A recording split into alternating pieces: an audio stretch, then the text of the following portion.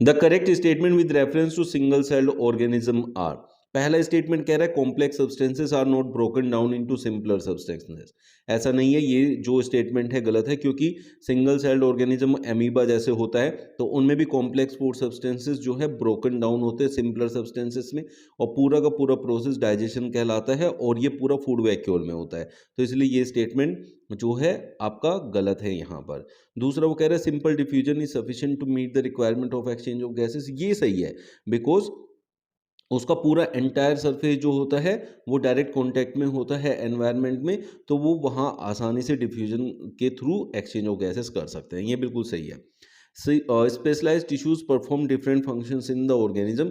Specialised tissue नहीं होते हैं, स्पेशलाइज्ड टिश्यूज होने के लिए ग्रुप ऑफ सेल्स का होना जरूरी, क्योंकि कई सारे इकट्ठे होके सेल्स एक जैसे तभी टिश्यू बनाते हैं। तो ये तो सिंगल सेल्ड है, तो ये भी बात गलत है।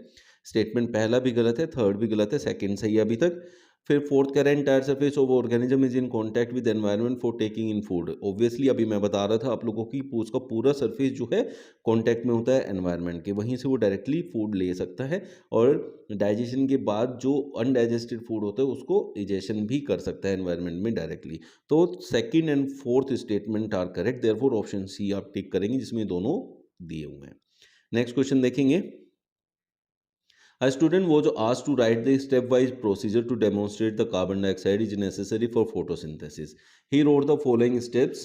The wrongly worded step is। तो आप यहाँ देखें, सबसे पहले तो एक ये जार है, दो जारों में हमने क्या किया है, यहाँ प्लांट को रखा है, और इस पहले वाली फिगर में ये देखिए इस प्लेट के अंदर हमने क्या रखा है, KOH रखा है।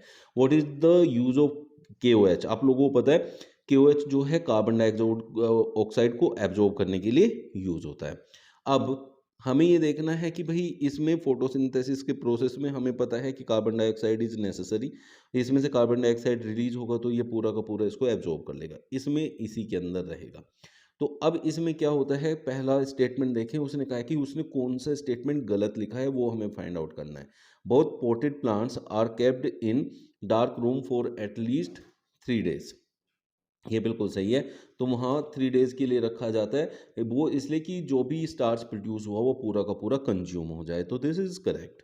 फिर bottom of bell jars is seal to make them air tight. ये भी बिल्कुल सही है, वो एयर टाइट कर देते हैं हम ताकि exchange of gases carbon dioxide जो फर्दर एंट्री है कार्बन डाइऑक्साइड की वो बंद हो जाए।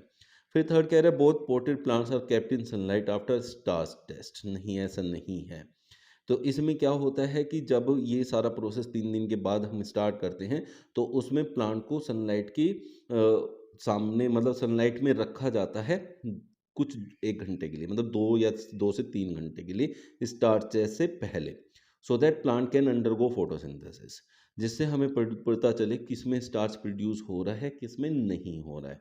तो ऑप्शन सी उसने जो है उसने कहा था कि रॉन्गली वर्डेड, तो रॉन्गली वर्डेड किया है। डी में कह रहा है a leaf from bottom the plant is taken to test the presence of starch. ये भी सही है, तो option C is your correct answer.